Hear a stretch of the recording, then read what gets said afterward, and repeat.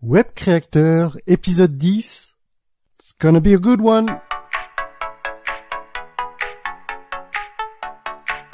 Bienvenue sur Web Créateur, le podcast des entrepreneurs qui préfèrent créer un business profitable sur Internet, au service de leur vie, plutôt que d'être enfermés dans une boîte. Et maintenant, votre présentateur, Vanak Tok. Salut à tous et bienvenue sur ce nouvel épisode de Web Créateur, le 10e épisode déjà. Je suis ravi de vous accueillir pour une nouvelle interview avec un podcasteur cette fois-ci. C'est la première fois que je fais l'interview d'un autre podcasteur. Il s'agit de Lingensia. Pour les personnes qui écoutent des podcasts francophones, son nom ne vous est probablement pas inconnu puisqu'il est le créateur du podcast Solopreneur. C'est l'un des podcasts francophones les plus anciens dans le monde du podcast dans la catégorie business. Et c'est vraiment un honneur pour moi d'avoir fait cette interview avec lui, tout simplement parce que je m'identifie sur certains aspects à ce qu'il peut vous proposer en termes de contenu. J'ai passé un très agréable moment lorsque j'ai enregistré cet épisode de podcast avec lui. Je vous invite sans plus attendre à écouter notre discussion.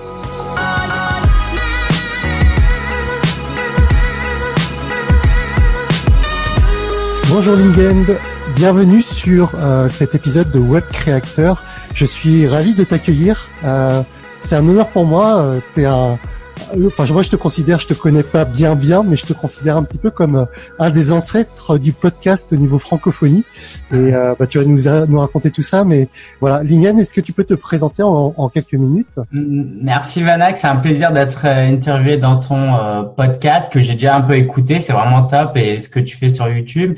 Et puis effectivement, ça a fait des années que je me suis lancé dans le podcast, je me suis lancé dans le blogging sur YouTube. Donc moi, comment j'ai démarré pour faire vite? J'ai fait un master en économie internationale à Paris 1 et pour mon stage de fin d'études, je suis allé en Chine.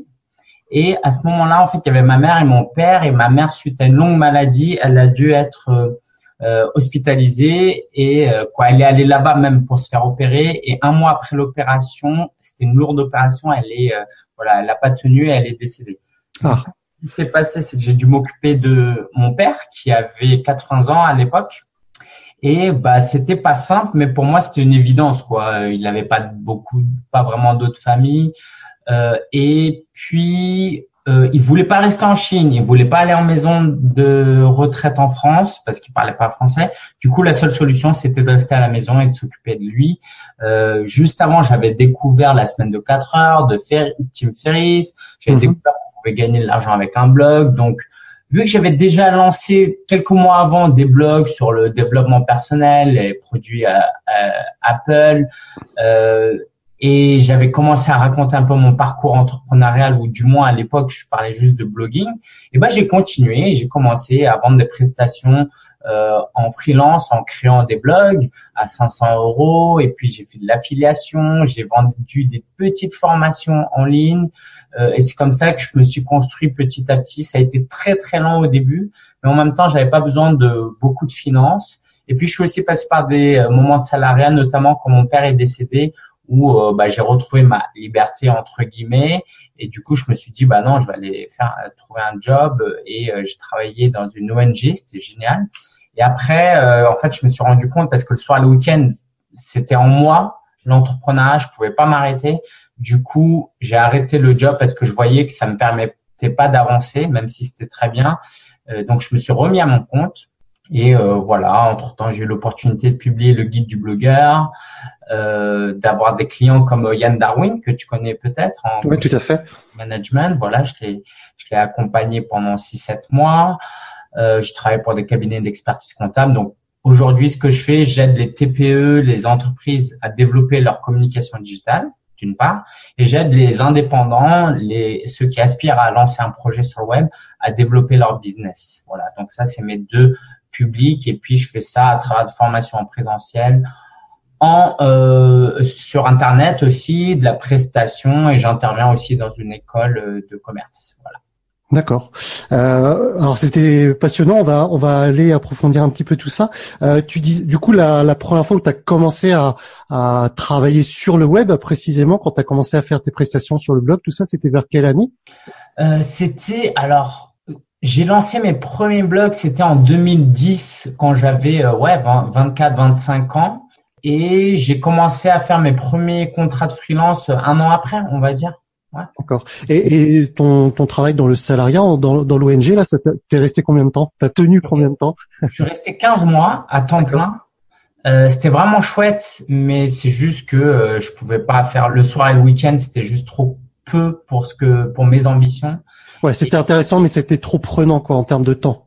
Voilà, moi c'était juste un 35 heures, mais disons que moi j'étais frustré quoi. Je passais de 40, 50 heures, 60 heures à tout de suite 15, 20 heures. Pour tout dire, j'ai fait un mini burn-out de quelques jours, on va dire. Je sais pas si on peut appeler ça un burn-out, mais où en fait j'étais juste claqué parce que je travaillais le soir et le week-end.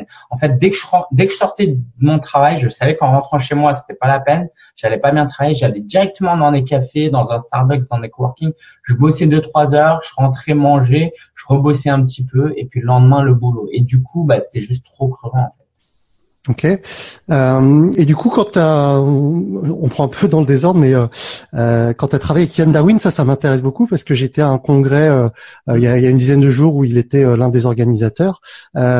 Tu es intervenu à quel niveau? Au niveau de la création de son blog, au niveau de ses pages de vente? Non, je suis arrivé après. Yann a très très bien réussi très rapidement. C'est pour ça qu'il a pu me prendre en prestataire. Non, moi je suis arrivé bien après, entre décembre 2017 et juillet 2018, où il avait déjà beaucoup avancé. Moi, ce que je lui ai permis de faire, j'espère, c'était d'améliorer un peu sa com, d'être un peu plus régulier dans les publications et de décharger en fait, parce qu'il était très occupé, il faisait énormément de choses. Donc en fait, en juillet, il fait partie du groupe Green Bull maintenant. Ouais. Et en fait, il avait une community manager là-bas. Du coup, moi, je l'ai formée pendant une semaine et elle a repris le boulot de Yann. Okay. En fait, j'ai énormément appris auprès de lui, rien que de l'observer. C'était juste génial, une excellente opportunité. Ouais. Tu l'as aidé sur la création de son podcast ou pas du tout? Oui. Alors, pour entrer dans le détail, non. Moi, ce que je faisais, c'est que je gérais derrière. Quand il avait le fichier, il me le filait et moi, je travaillais et je m'occupais de le publier. Okay. Mais sinon, au quotidien, ce qu'on faisait, c'est que j'essayais d'obtenir un maximum de contenu de sa part pour prendre des photos et en faire des publications, principalement sur Instagram. D'accord, ok. Donc, c'était vraiment du community management. Je lui ai apporté aussi beaucoup d'idées de par mon expérience. Voilà, certaines qu'il a gardées, mais en tout cas, voilà, c'était vraiment…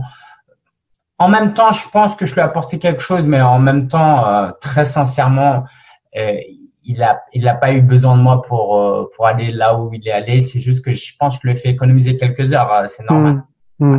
Et oui, puis, à son niveau, quelques heures d'économiser, c'est beaucoup. Ça représente beaucoup, ouais. Ouais, il est assez brillant, le garçon. J'attends avec impatience sa réponse pour Yann, si tu m'entends, pour une prochaine interview.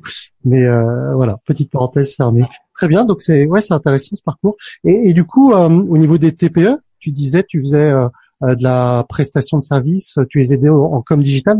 C'est un petit peu pareil, tu fais du community management pour des petites boîtes, du coup, des TPE. Alors, j'ai fait ça, le plus gros contrat que j'ai eu. En fait, quand j'ai quitté mon job déjà avec l'ONG, j'ai continué à travailler avec l'ONG en prestation. Donc, ça a permis de fluidifier la transition. Bon, c'est quand même une ONG qui fait 5 millions, qui collecte 5 millions par an. Donc, c'est assez imposant. Donc, en fait, j'ai juste fait le community manager pendant 1 an. Et en fait, à la fin de l'année, je me suis dit, c'est bien, mais en fait, je progresse pas. Si un jour je veux fonder une famille, avoir des enfants, je peux pas me contenter de ça, quoi. Du coup, je me sentais pas non plus de leur demander de doubler le taux horaire parce que je savais qu'ils pouvaient pas. Et puis, voilà, ma valeur ajoutée en tant que community manager ne valait pas non plus autant d'argent. Du coup, j'ai travaillé pour cette ONG qui s'appelle le SEL, S-E-L.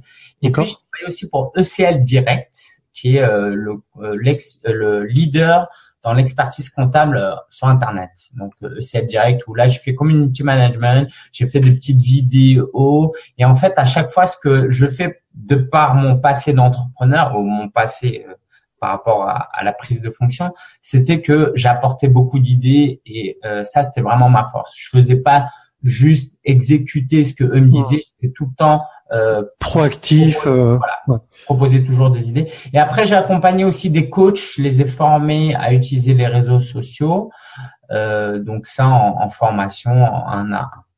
Ok. Donc ça fait partie de ce que tu disais tout à l'heure, formation présentielle notamment, ou tu en as d'autres qui sont régulières en dehors de... Je donne aussi des ateliers gratuits avec les Folies Web, qui est vraiment c'est top. Je donne aussi des cours donc à l'ECI TV, des cours de WordPress et de marketing de contenu. Et je donne aussi des ateliers à Courbevoie auprès d'un organisme public. Là récemment, c'était sur les médias sociaux. Et j'organise moi-même des ateliers, comme dans une semaine, j'organise un atelier sur comment créer une formation en ligne. Je fais des petits meet-up, des déjeuners networking, et puis des formations en présentiel aussi, du consulting, j'en fais un peu. Et là, je suis en train de travailler avec une belle boîte là qui s'est créée, mais voilà, c'est pas encore signé, donc on verra. On n'en parle pas.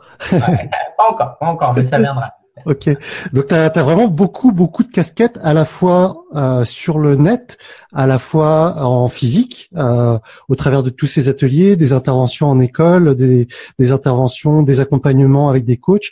Et du coup, c'est quoi la journée typique d'un LinkedIn aujourd'hui, ou une semaine typique, du coup, j'imagine ça bouge beaucoup chez toi. Alors, si je peux me permettre, j'ajouterai un autre truc que j'ai pas signalé, c'est qu'entre 2014 et 2016, tous les ans, je faisais la conférence Solopreneur. C'était une journée qui a rassemblé 30 à 50 personnes sur l'entrepreneuriat. Okay. Et ça, c'était vraiment important.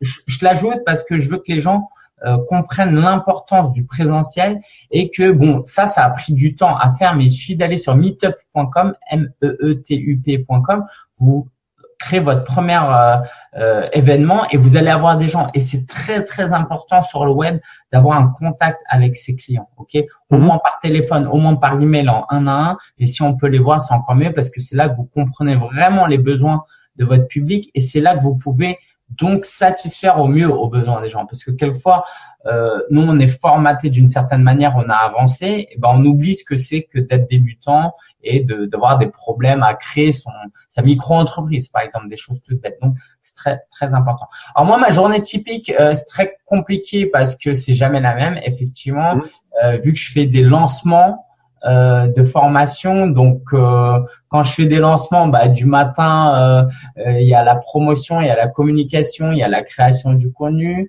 Là, je suis plus en phase où je vends des formations que j'ai déjà créées. Je prépare la prochaine formation. Je suis en train aussi de prospecter quelques missions comme celle que je te disais. Je donne des ateliers. Donc, j'aimerais, si tu me reposes la question dans 5 ans, je suis sûr que je serai capable de te donner une réponse claire. J'espère que ce sera plus régulier, mais pour le moment, je m'éclate. Il y a pas encore, c'est pas encore très structuré. Je peux juste te dire que je me réveille à 7 heures, je travaille 1 heure, après je prends le petit déj avec ma femme, après je reprends à 9 heures, je travaille 1 heure, je vais au sport, je retravaille 1 heure, je mange à la maison, l'après-midi je travaille, et le soir de temps en temps je fais des webinaires. Samedi matin je travaille, et après samedi après-midi, dimanche normalement je travaille pas, je reste avec la famille, avec ma femme.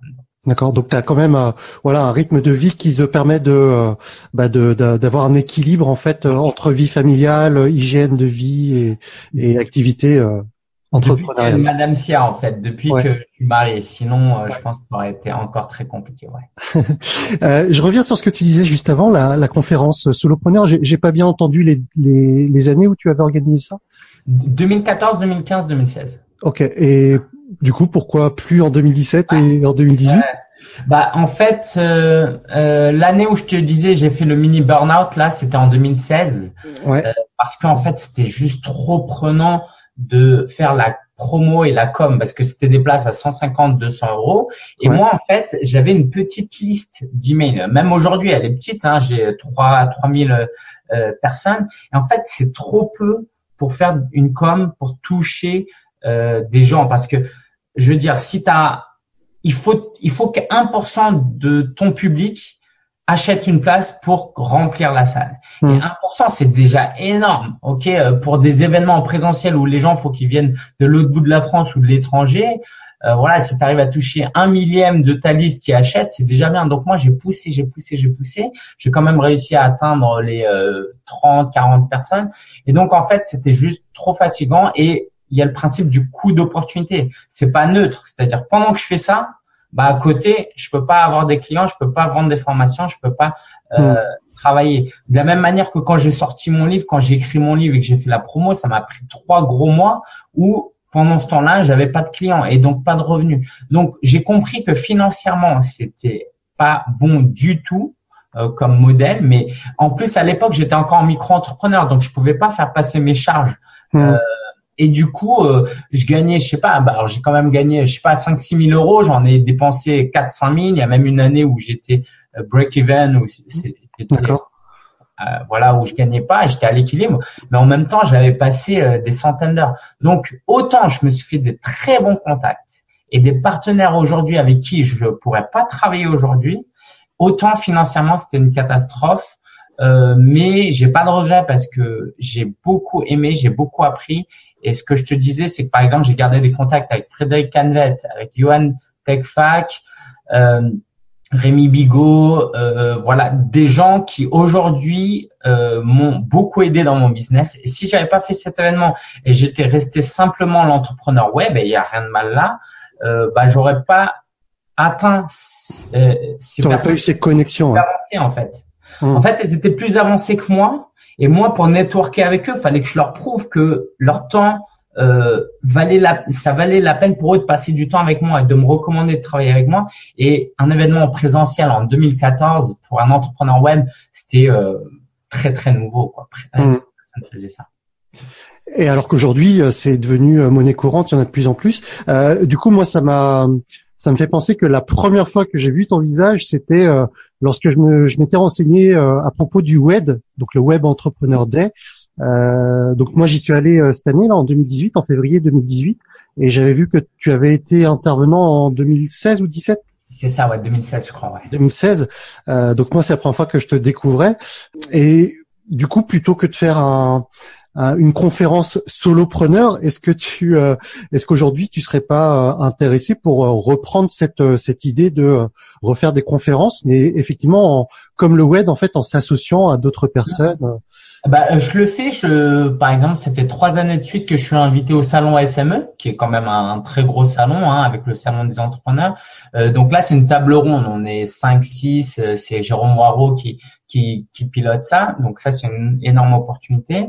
Après, il y a aussi les Folies Web dont je te parlais. C'est des ateliers. En fait, les Folies Web t'amènent 30 à 40 personnes directement. Et t'as aucune com à faire. Et puis, tu délivres ton contenu. Et derrière, c'est des prospects. Donc ça, c'est génial. Maintenant, je cours pas après les gros événements, tu vois. Mais c'est sûr que des événements comme le congrès retraite anticipée, c'est un public énorme. Mais même si ça me plairait complètement de faire ces gros événements, je préfère un petit événement où je suis tout seul et je crée un vrai lien avec les gens qu'un gros événement où tu passes comme ça en éclair une demi-heure, quoi. Mais évidemment, c'est mon objectif. J'espère que dans 5 ans, je pourrais, moi, mon rêve un jour, c'est de pouvoir écrire des livres, faire des conférences et vivre que de ça, quoi. Et une chaîne YouTube où j'ai un monteur qui fait mes trucs, mais limite, voilà, écrire des livres, des conférences, c'est vraiment ce qui me plairait, ouais. D'accord. Est-ce que tu peux revenir sur cette histoire de livre? Du coup, nous rappeler le titre déjà et puis l'année qui est, enfin. Le guide du blogueur. Ouais, le guide du blogueur est sorti en quelle année? Alors, mon blog à l'époque s'appelait vivredesonblog.com. Avant, il s'appelait même autrement, mais c'est pas la peine de revenir aussi loin. Avant de passer à solopreneur.fr, et du coup, j'étais à fond sur le blogging. Et en fait, ce que j'ai fait, c'est que ça faisait 2, 3, 4 ans que je crée du contenu sur le blog. Et moi, un de mes rêves, ça a été toujours de publier un livre. Et du coup, je découvre qu'on peut auto-éditer un livre. Donc, je fonce là-dessus. C'était sur mon blog de dev perso à l'époque. J'avais écrit un livre qui s'appelle Sociable 1, Timide 0 en Kindle. Donc, c'est pas un super livre, mais au moins, j'étais content c'était en ligne et qu'il y avait quelques personnes qui achetaient. Et en fait, j'ai publié le guide du blogueur qui était un condensé, une synthèse de tous les conseils que je donnais déjà. Et j'ai découvert un an après, je pense, c'était donc le guide du blogueur version électronique, c'était 2013. En 2014, je découvre qu'on peut auto-éditer en version papier. Ouais. Et là, ça devient dingue parce qu'en fait, on peut auto-éditer avec Amazon sans dépenser un centime. Donc ça veut dire quoi? Ça veut dire que tu as ton livre qui est en ligne sous format Kindle, sous format électronique, et les personnes qui finalement veulent la version papier commandent la version papier sans que toi tu n'aies quoi que ce soit à faire. Ouais, parce qu'Amazon imprime à la demande. Ok. Voilà. Et du coup, tu gères ni logistique, t'achètes pas de stock, et puis c'est une valeur perçue énorme. Encore une fois, en 2014, quand j'ai fait ça, presque personne faisait ça. Les entrepreneurs, les blogueurs, ils étaient sur le web, quoi. Et moi, voilà, je suis arrivé avec un produit physique qui m'a donné une certaine autorité, parce que quand on pense auteur, même si c'est auto-édité, c'est top. Et moi, ma stratégie, c'était d'utiliser en tant que produit d'appel. C'était pas pour gagner de l'argent. Tu peux gagner un peu d'argent, mais moi, je l'avais mis à 5 €, ce qui est rien du tout. Les 5 €, même sur 5 €, j'arrivais à gagner 1 ou 2 € par livre, ce qui à l'époque était quand même sympa. Les 5 €, moi, je dépensais rien. Les gens payaient 5 €. Et j'en ai vendu 1000 comme ça, papier plus électronique compris. Et du coup, ça m'a ouvert des portes. Voilà, les gens étaient sur Amazon et j'avais des prospects gratuitement qui me rapportaient même de l'argent. Et donc, j'étais dans un espace de coworking en 2016. À ce moment-là, je montre mon livre à Sarah Hakel qui dirigeait CoStart. Sa sœur travaillait chez Erol. D'accord. Je l'ai rencontré, je lui ai dit tiens, c'est Sarah qui m'a introduit, je lui ai dit tiens, si tu veux présenter à Erol, je serais super content d'être édité par vous. 1 ou 2 semaines après, je suis invité à une réunion où il y a la directrice et ils étaient 4, ils étaient super enthousiastes et en fait, avec le recul, je me suis rendu compte de quoi, c'est que quand tu arrives avec une communauté, avec un livre qui a déjà fait ses preuves, les portes sont ouvertes. Ouais. Et, on a mis du temps. J'ai réécrit tout le livre. J'ai gardé peut-être 5%. J'ai édité ça. C'est sorti le 1er juin. J'ai raconté tout ça dans le vlog sur ma chaîne YouTube, comment j'écrivais, les outils que j'utilisais, bref. Et 1er juin 2017, c'est sorti. Et à ce jour, j'en ai vendu 1500. Okay. Donc, ce qui est pas extraordinaire, mais qui est quand même une belle performance pour un livre de ce type, parce que c'est un livre sur le blogging. C'est pas, donc on peut pas s'attendre à énormément de ventes. Et en fait, ça m'a apporté pas mal de clients, une certaine notoriété.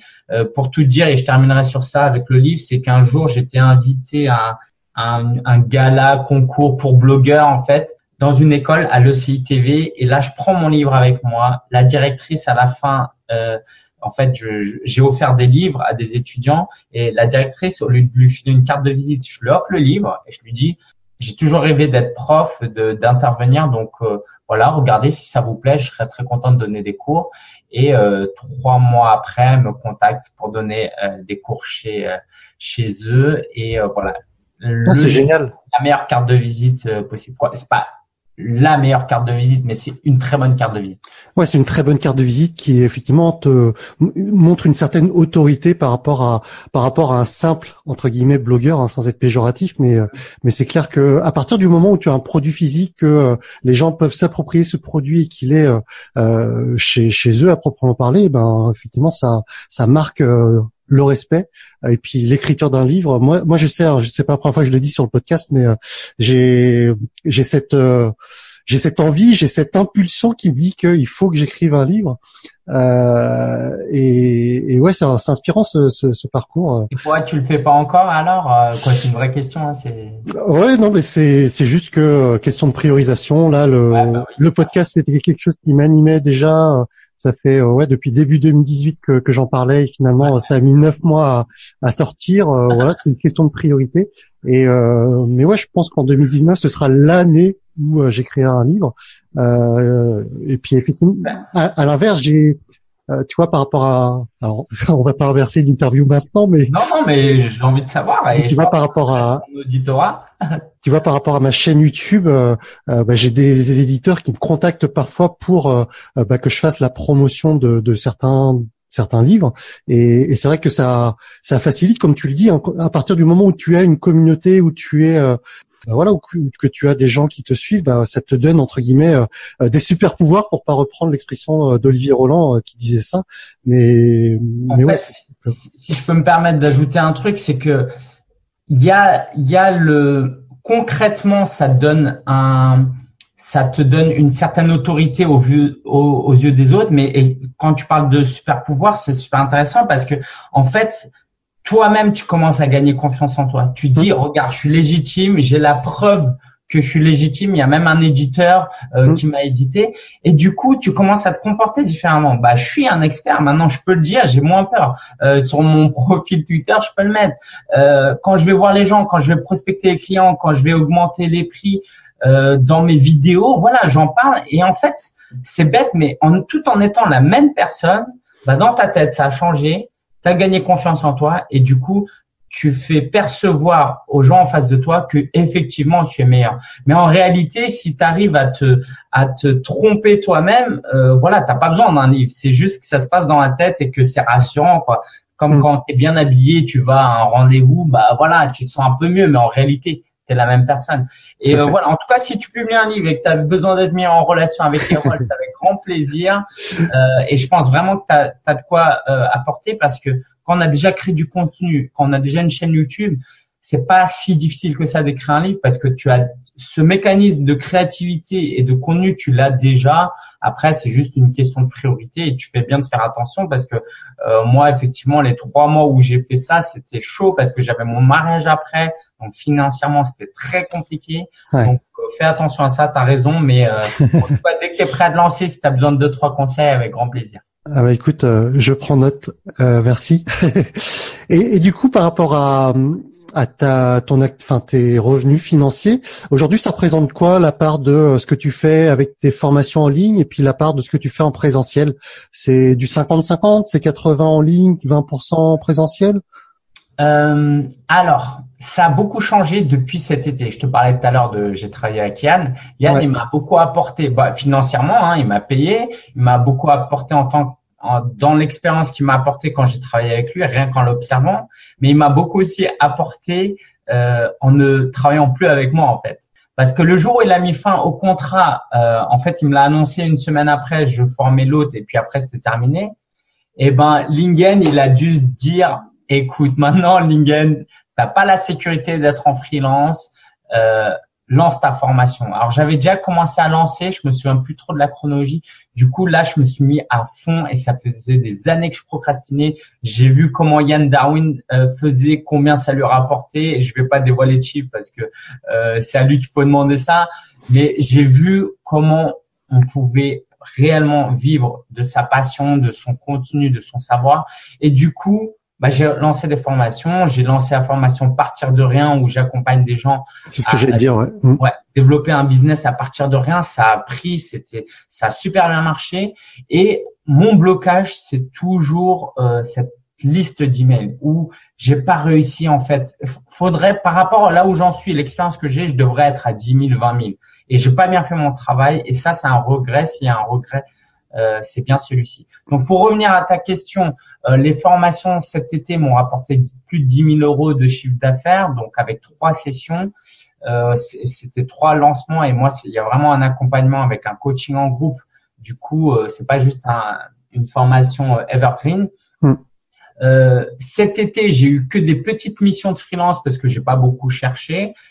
Donc, je suis payé pour les ateliers pour donner des cours. J'aurai pas la répartition exacte, mais je peux déjà te dire que ce que je gagne par mois, c'est entre 3 000 et 6 000 euros par mois. Et pour le moment, c'est moitié-moitié, on va dire. Okay. Mais ça dépend vraiment de quel mois, mais si je devais faire une moyenne, c'est moitié-moitié. Sachant que moitié non web, je comprends le freelance. Hein. Quand je fais du freelance, même si c'est à distance, je le comprends hors formation en ligne. Okay. Voilà, formation en ligne, peut-être un tiers, affiliation, publicité, sponsoring, peut-être un quart, et le reste, c'est du freelance, de la prestation de service. Ok. Je voudrais revenir sur cette formation Partir de rien. J'ai écouté un podcast dans lequel tu en parlais. Je trouvais le principe génial. Alors c'est bien de celle-là dont on parle quand on parle de formation digitale, c'est ça? Ouais, c'est ta formation. J'ai trouvé ça génial. J'avais jamais entendu ce mot avant. Je sais pas si c'est toi qui l'as inventé ou si. Non, je l'ai vu quelque part aussi. Ouais.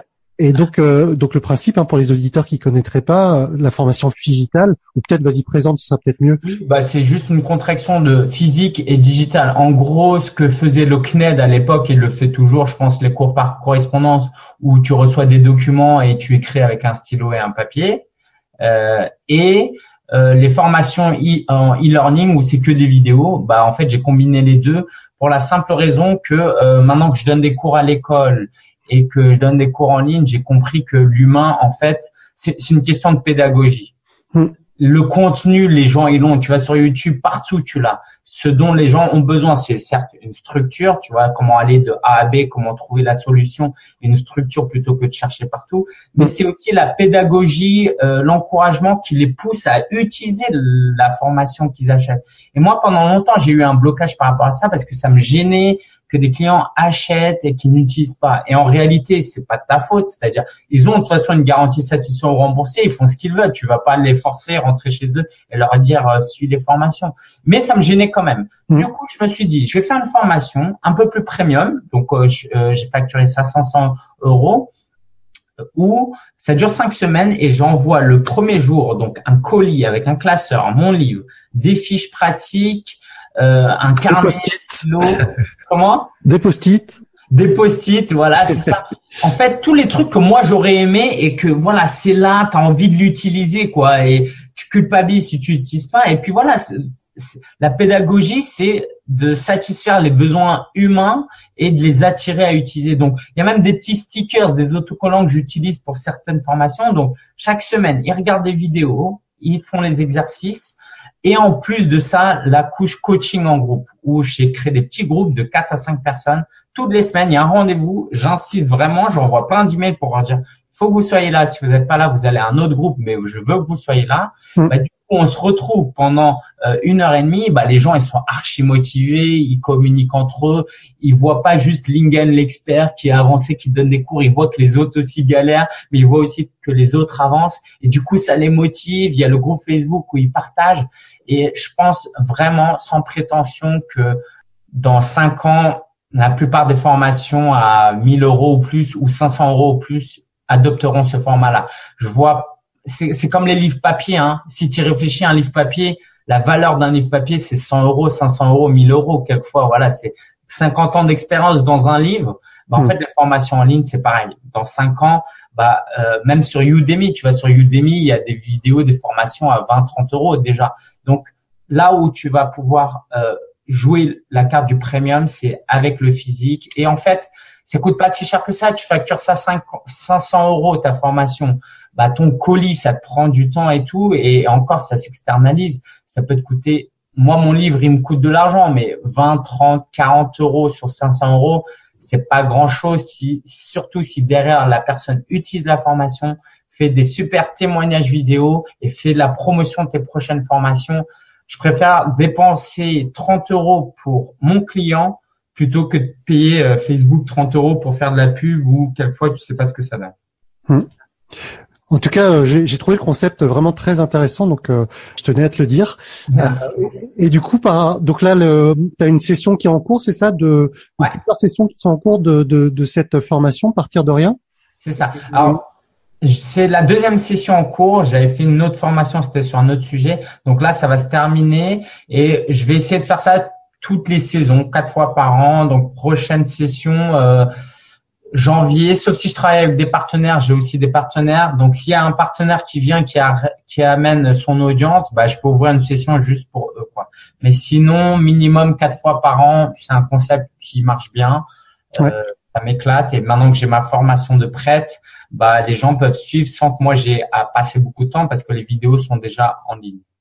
Du coup, c'est quoi la promesse? C'est la personne, elle part de rien, ça on l'a compris. Et du coup, à la fin de la formation, au bout de 5 semaines, c'est quoi la promesse? C'est elle a son blog en ligne, La promesse, c'est qu'il a un produit à vendre à la fin des 5 semaines. Ok. En fait, très rapidement, première semaine, on part de ses compétences. Deuxième semaine, on fait naître des idées à partir de ses compétences et de ses passions, très important.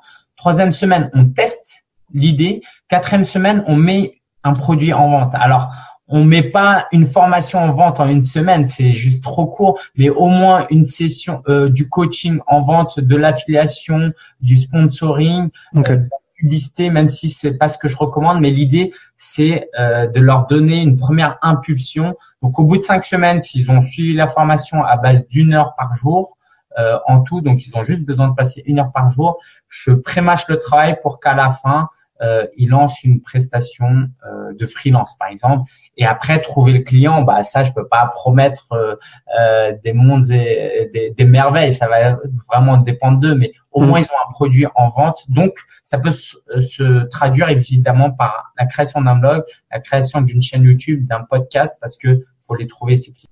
Très bien. Alors, ça va me faire transitionner vers le podcast, puisque tu en parles. Du coup, aujourd'hui, tu es à 130, combien d'épisodes? 140 aujourd'hui. 140. Et la première fois que tu as publié, c'était en quelle année? Oh là là, c'était il y a peut-être 5 ans, 4 ans, 5 ans. Et j'en ai fait d'autres que j'ai arrêtés, d'autres podcasts aussi sur d'autres thématiques, sur les produits Apple, sur mon neveu, voilà, et avec ma femme. Mais Solopreneur, c'est le gros podcast. Et donc, ça fait 4-5 ans que je fais ça de manière très irrégulière. Et là, depuis 1 mois, c'est toutes les semaines et ce sera toutes les semaines pendant le restant de ma vie, j'espère. Ok. Bon, c'est un peu l'idée aussi de Web Créateur. J'essaie de rester régulier par rapport à ça. Pour l'instant, ça tient. Mais l'idée, c'est ça. Tu as l'air d'être quelqu'un de très organisé et discipliné. Je m'inquiète pas pour toi. Bah, écoute, on verra. L'avenir nous le dira. Est-ce que tu peux parler de tes inspirations américaines entre guillemets, parce que du coup, on a un petit peu le même principe. Hein, c'est ce qu'on échangeait avant l'enregistrement. On écoute, on vit américain et on transmet francophone. Donc, vas-y. En fait, donc moi, je suis des gens comme Pat Flynn, comme toi. Vraiment, c'est à une époque, on m'appelait même le Pat Flynn français parce que bon, j'ai des origines asiatiques. C'était un très beau compliment.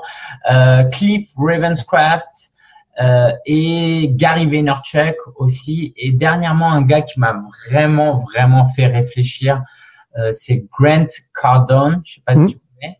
Ouais. Il a un livre qui s'appelle The 10X Rule et il m'a vraiment secoué. En fait, il dit, bah, faut tout faire x10. Si tu veux de vrais résultats, prends ton état actuel là, tu fais x10. Alors, pas mathématiquement x10 parce que si tu travailles 7 heures, tu peux pas travailler 70 heures par jour. Et même si tu améliores la qualité de ton travail, tu peux jamais faire x10. Mais le principe, c'est que en fait, tu peux faire beaucoup plus que ce que tu es capable et que d'être dans les ténèbres. C'est la pire chose qui puisse arriver à un entrepreneur. Ça sert à rien d'avoir un bon produit si personne ne te connaît. Du coup, c'est ça aussi qui m'a poussé à faire plein de vidéos. En fait, cet été, j'ai complètement transformé mon business. C'est-à-dire que je fais des vidéos 3-4 fois par semaine minimum, un podcast toutes les semaines, je fais des webinaires au moins toutes les 2 semaines. Et surtout au début, et je me considère encore comme au début, tu vois, sur les 50-60 années de ma vie professionnelle, je suis encore au début. Et ben, au début, si les gens veulent retenir une chose, c'est que si vous voulez réussir, si vous voulez être des web acteurs, si vous voulez agir, il faut produire. La qualité vient après la quantité. Ok, t'apprends pas à bien jouer au foot en regardant seulement des vidéos et en lisant des livres. Non, bah faut jouer et la qualité viendra par la suite et la stratégie presque, j'ai envie de dire, viendra par la suite, même si c'est bien de l'avoir avant. Mais visez quantité avant la qualité quand vous êtes au début. Ouais, et surtout faites ce premier pas. Enfin, si vous êtes dans ce mindset où vous vous dites, ben ouais, il faut que je fasse quelque chose, j'ai envie de faire quelque chose, j'ai un appel vers cette création de quelque chose en ligne, que ce soit blogging, YouTube, podcast. Le premier pas, c'est toujours le plus difficile dans n'importe quelle entreprise, dans n'importe quelle situation. Mais tant que vous n'avez pas fait ce premier pas, et on s'en fout qu'il soit parfait ou pas, on le répétera toujours, mais on s'en fout qu'il soit parfait ou pas, faites-le et ensuite, comme le dit Lingen, vous améliorez la qualité, mais au moins vous aurez franchi cette étape difficile de démarrer quelque chose. Et du coup, donc pour en revenir au podcast, à tes mentors, tu disais Cliff Ravenscraft. Tu es allé aux États-Unis il y a pas très longtemps, c'est ça, à un séminaire, une conférence sur plusieurs jours. Est-ce que tu peux nous raconter un petit peu ton expérience en quelques minutes? Alors je crois que c'est un été très très riche en fait. Effectivement, je suis allé à cette conférence que Cliff a organisée. Donc c'est quelqu'un que j'admire depuis très longtemps et donc c'était 3 jours. Et en fait, moi j'ai toujours eu un problème avec l'argent et il m'a beaucoup aidé sur ça. Pour moi, l'argent c'était mauvais. C'est aussi lié à mon éducation chrétienne et il a réussi à débloquer ça. Il m'a fait comprendre qu'en fait on avait des croyances limitantes qui pouvaient être complètement biaisés par des fausses croyances. Moi, par exemple, dans la famille, j'avais des problèmes, mes parents avaient des problèmes avec l'argent. La Bible, si tu la lis mal, ça te donne l'impression que l'argent, c'est mauvais et qu'il faut fuir l'argent. Et en fait, c'est quand j'ai travaillé dans l'ONG que j'ai compris que l'argent, c'était important. Et Cliff m'a aidé encore plus à comprendre cette idée-là. Et quand je suis arrivé là-bas, j'ai vu, en fait, sur scène, je sais pas, sur la dizaine de conférenciers, il y en avait au moins la moitié qui étaient millionnaires. Mmh. Et non seulement ils étaient millionnaires et leur business avait réussi, mais c'était des gens simples et généreux et gentils. Et ça a cassé cette image pour moi du millionnaire méchant, tu sais, parachute doré, paradis fiscal, voilà, l'entrepreneur méchant. Et je me suis rendu compte qu'en fait, toute cette vision de l'argent était complètement fausse. Alors, je pense qu'on peut être riche et mauvais, mais on peut être aussi pauvre et mauvais. Ouais. Et ça m'a beaucoup aidé. Que des gens qui ont les mêmes valeurs que moi, en plus, voilà, pour la plupart chrétiennes, arriver à bien vivre de leur passion, à impacter le monde, à aider des gens, à gagner beaucoup d'argent et à rester des gens simples et généreuses. Ça m'a beaucoup marqué et je veux suivre leur exemple et je vous invite tous à vraiment prendre quelques exemples. Pas les prendre comme idole. Quelquefois, on dit Lingen, t'es mon idole. Non, surtout pas les prendre comme idole, mais comme source d'inspiration. On a tous besoin de ça. Tu peux pas, demande à un gamin qui aime le foot dans la cour de récré s'il s'inspire pas d'un autre joueur. Tu peux pas devenir Messi et Ronaldo si avant toi tu admires pas un Ronaldo, un Romario ou un Zidane. C'est juste normal. Donc c'est important d'avoir des modèles et de s'en inspirer. Ouais, d'avoir des mentors, tout à fait. Et pour revenir à cette notion d'argent, moi j'ai un de mes mentors qui est Jim Rohn qui disait que vous êtes pas, enfin, il y a des millionnaires qui effectivement sont cons entre guillemets, qui sont mauvais, mais c'est vraiment, vous pouvez aussi être millionnaire tout simplement par la valeur que vous apportez au monde, par la valeur, par la façon dont vous impactez les gens. Ça peut être, vous pouvez impacter 10 000 personnes et leur proposer un produit qu'ils vont adorer à 100 € et vous êtes millionnaire tout simplement. Vous pouvez impacter des entrepreneurs qui sont très riches, mais en leur apportant la possibilité de faire, pour reprendre l'exemple que tu disais tout à l'heure, 10x, multiplier leurs résultats par 10, tout simplement parce que vous avez une expertise dans un domaine que eux n'ont pas, et vous pouvez suivre comme ça quelques personnes en proposant du coaching de haute qualité, et ça peut vous suffire pour atteindre le million. Alors c'est facile pour nous de dire ça et d'en rêver pour l'instant, maintenant qu'on n'est pas encore millionnaire, mais l'idée c'est ça, c'est tout simplement l'impact que vous allez avoir sur plein de personnes ou sur un petit nombre, mais de grande magnitude. Ouais.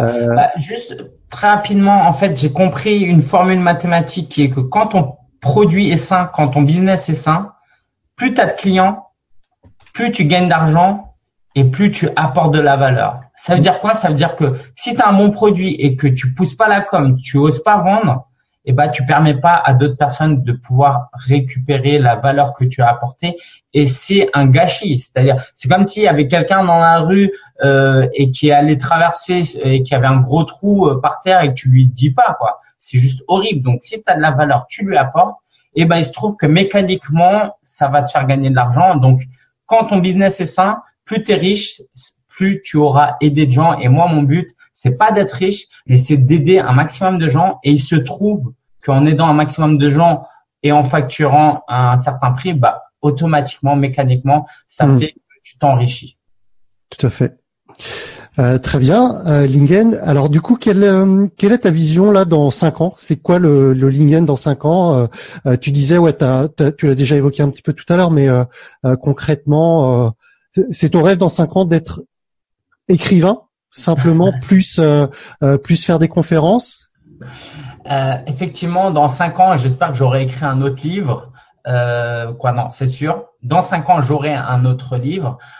Sur quelle thématique? Sur quelle thématique? Sur la communication digitale, la marque personnelle, je pense. Si tu me demandes dans 30 ans, j'aurais écrit des livres de dev perso, mais pour le moment, je reste dans cette thématique parce que je pense que je peux apporter du développement personnel à travers le business.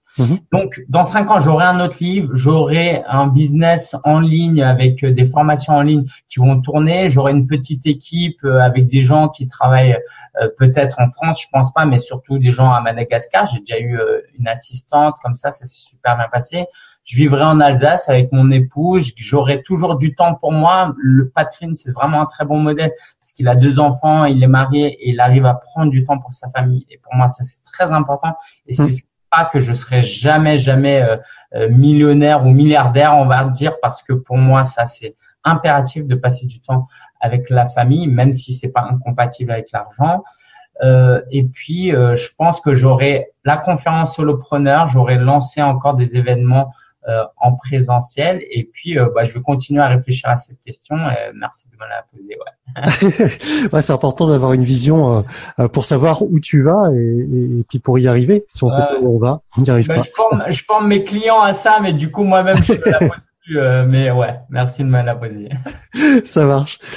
Donc l'actualité c'est Solopreneur, le podcast de manière hebdomadaire. Tes formations qui vont sortir, continuer à se relancer toutes les saisons, grosso modo, tous les 3 mois. Au niveau de ta chaîne YouTube, tu fais une apparition toutes les 3-4 fois par semaine. 3-4 fois par semaine, donc c'est du gros contenu quand même. Moi, j'arrive pas à c'est pas comme tes vidéos où tu passes 20 heures dessus, hein. Ouais, quand même, c'est quand même un sacré rythme. Et puis donc là, grosso modo, les prochaines fois qu'on peut, si jamais les gens veulent te rencontrer en live, c'est au travers des différents séminaires que tu as évoqués tout à l'heure, les Folies Web et SME.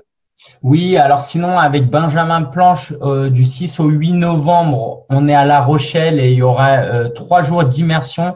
Donc si les gens veulent passer 3 jours avec nous, travailler le matin, nous le matin on apporte du contenu et eux l'après-midi ils travaillent. Donc ça c'est 3 jours. C'est à La Rochelle. Sinon, fin octobre, je serai aussi à Strasbourg où je fais un petit meet-up. En décembre, je donne un atelier. Voilà, je te balancerai tous les liens. Mais sinon, le plus simple, c'est qu'ils aillent sur solopreneur.fr. Okay. Pas ma newsletter et je tiens au courant de toutes mes activités, mes événements. Ok, c'est exactement ce que j'allais te poser comme question ensuite. C'est où est-ce que les gens peuvent te rencontrer. Donc solopreneur.fr. Le podcast s'appelle Solopreneur. La chaîne YouTube aussi, j'imagine. Ouais, aussi, ou mon nom, prénom, ouais. Ok, ça marche. Et puis, voilà, je pense qu'on a fait le tour. Est-ce que tu as un dernier mot à rajouter pour conclure cette interview? Je pense qu'on vit à une époque incroyable. Moi, mes parents, ils sont venus immigrer en France sans diplôme, sans Internet, et pour eux, la vie était difficile. Aujourd'hui, c'est pas qu'elle est facile, mais on a des opportunités énormes grâce à Internet. On peut tous créer un business. Il y a plus de gatekeepers, comme ils disent les Américains, de portiers qui vous disent non, toi tu peux pas publier un livre, non, toi tu peux pas passer à la radio. Aujourd'hui, ta radio tu l'as créée toi-même, ta télé tu l'as créée toi-même avec YouTube, ton livre tu l'auto-édites toi-même. Et cette opportunité-là, j'espère vraiment que chacun va l'utiliser pour s'épanouir, mais surtout un bon business, un business sain qui réussit, ça répond aussi à un besoin fondamental de l'homme qui est d'aider les autres. Donc, si vous pouvez vous aider en travaillant sur quelque chose qui vous passionne et qui aide d'autres personnes, donc allez-y. Au début, c'est long, c'est difficile, mais faites quelque chose qui vous passionne et ce sera juste un loisir qui, à terme, avec un peu de stratégie et plus de travail, peut devenir votre activité à temps plein. Super. Merci beaucoup Lingen pour ces dernières pensées, ces dernières paroles qui j'espère vont vous inspirer à passer à l'action, à devenir de web créateurs, des vrais web créateurs. Et puis Lingen, on se retrouve très prochainement dans d'autres conditions. Merci à toi. Salut. Merci Vanak. Ciao.